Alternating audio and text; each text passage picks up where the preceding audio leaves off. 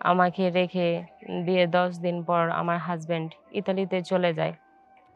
তো 10 দিন যে আমার হাজবেন্ড আমাকে যে একটা সুখ দিছে, আমাকে যেভাবে উনি আগলাইয়া রাখছে, আমাকে যেভাবে উনি ভালোবাসছে, যে বিয়ে যদি না করতাম তাহলে কখনই বুঝতাম না। হাজবেন্ডের সুখ, হাজবেন্ড যে কি জিনিস ওইটা বিয়ের পরই বুঝতে পারছি। 10 দিনে আমার হাজবেন্ড তা বুঝাইয়া দিয়ে গেছে। তো আমার হাজবেন্ড চলে গেছে এভাবে প্রায় ১ মাস হয়ে যাইতেছে। কারণ বিয়ে ১০ দিন পর উনি চলে যায়। আমি যেহেতু একটা মেয়ে, যুবতী মেয়ে, আমার তো ইচ্ছা করে যাতে আমি উনার সাথে আমি একটা সম্পর্কে থাকি। উনি যেন আমার সাথে ভালো ভাবে কথা বলে আমরা যেন একটা সময় দিতে পারি। কিন্তু উনার কাজের চাপের জন্য উনি আমাকে ভালোভাবে সময় দিতে পারে না।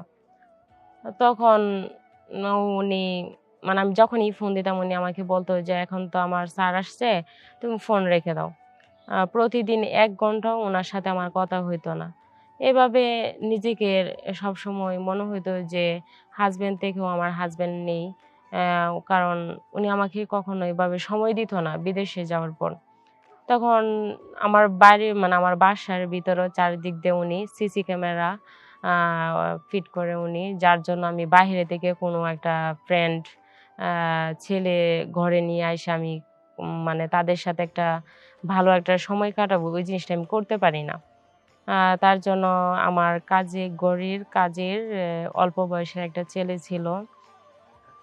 নিজেকে আর কতদিন এভাবে এই উগ রাখবো আর পারতেছি না আমি। তখন নিজেকেই ওই অল্প বয়সী কাজের ছেলের সাথে আমি সম্পর্কে জড়ায় যাই। আশা করি আপনারা সকলেই ভালো আছেন। আমি তাসনিয়া। আমি আজকে আপনাদের সকলের সামনে আমার জীবন থেকে ঘটে যাওয়া একটা গল্প আপনাদের সামনে শেয়ার করতে যাচ্ছি। আশা করি আপনারা সকলেই মনোযোগ সহকারে আমার গল্পটি শুনবেন। আমি তাসনিয়া, ফরিদপুরের মেয়ে। আমার দেশের বাড়ি ফরিদপুর।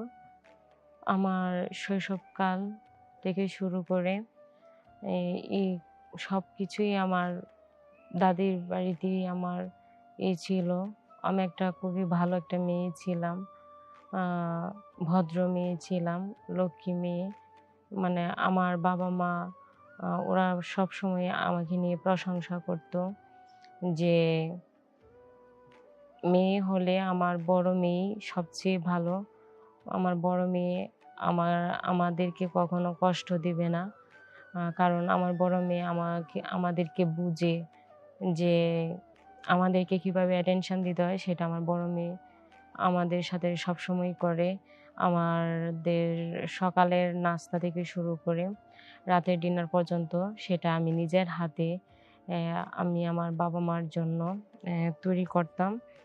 আ আমার বাবা-মা আমার হাতের রান্না খুবই পছন্দ করত।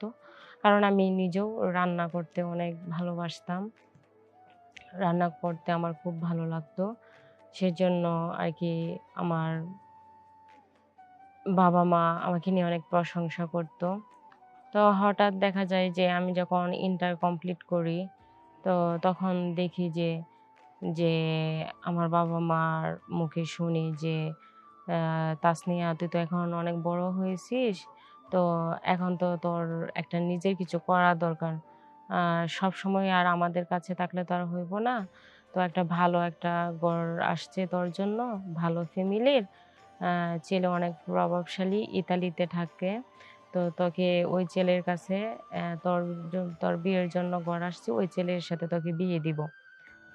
তো দেখা যায় যে মানে আমার বাবা-মা ওই ছেলেকে পছন্দ করছে। কারণ ওর কোনো টাকা-পয়সার কোনো কিছুর কমতি ছিল না। ও আবার ইতালিতে থাকে, তাও আবার ভালো একটা পোস্টে জব করে। সেজন্য উনি আমাকে ওই ছেলের সাথে আমার বিয়ে হয়। বিয়ে হওয়ার পর দেখেই মানে উনার সাথে আমার একটা ভালো আন্ডারস্ট্যান্ডিং হয়। উনি আমাকে খুবই গুরুত্ব দেয়। আমি যখন যা বলি উনি আমার কথা রাখতে চেষ্টা করে উনি আমাকে মাঝে মধ্যে সন্ধ্যার পর ঘুরতে নিয়ে যায়। আমরা অনেক ভালো সময় কাটাই। বিয়ের ১০ দিন পর হঠাৎ করে ওর অফিস থেকে ফোন আসে বাহিরে থেকে যে ওর বাহিরে চইলা যাইতে হইব। তো তখন আমাদের বিয়ে হয় ১০ দিন। তখন আমাকে রেখে বিয়ের ১০ দিন পর আমার হাসব্যান্ড ইতালিতে চলে যায়। তো ১০ দিন যে আমার হাসব্যান্ড আমাকে যে একটা সুখ দিছে, আমাকে যেভাবে উনি আগলাইয়া রাখছে, আমাকে যেভাবে উনি ভালোবাসছে, যে বিয়ে যদি না করতাম তাহলে কখনই বুঝতাম না। হাসব্যান্ডের সুখ, হাসব্যান্ড যে কি জিনিস ওইটা বিয়ের পরই বুঝতে পারছি। ১০ দিনে আমার হাসব্যান্ড তা বুঝাইয়া দিয়ে গেছে। তো আমার হাসব্যান্ড চলে গেছে এভাবে প্রায় ১ মাস হয়ে যাইতেছে। কারণ বিয়ে ১০ দিন পর উনি চলে যায়। আমি যেহেতু একটা মেয়ে, যুবতী মেয়ে, আমার তো ইচ্ছা করে যাতে আমি উনার সাথে আমি একটা সম্পর্কে থাকি। উনি যেন আমার সাথে ভালো ভাবে কথা বলে আমরা যেন একটা সময় দিতে পারি। কিন্তু উনার কাজের চাপের জন্য উনি আমাকে ভালোভাবে সময় দিতে পারে না। তখন উনি মানে আমি যখনই ফোন দিতাম উনি আমাকে বলতো যে, "এখন তো আমার স্যার আসছে, তুমি ফোন রেখে দাও।" প্রতিদিন ১ ঘন্টাও উনার সাথে আমার কথা হইতো না। এভাবে নিজেকে সবসময় মনে হইতো যে হাসব্যান্ড থেকেও আমার হাসব্যান্ড নেই। কারণ উনি আমাকে কখনো এভাবে সময় দিত না বিদেশে যাওয়ার পর।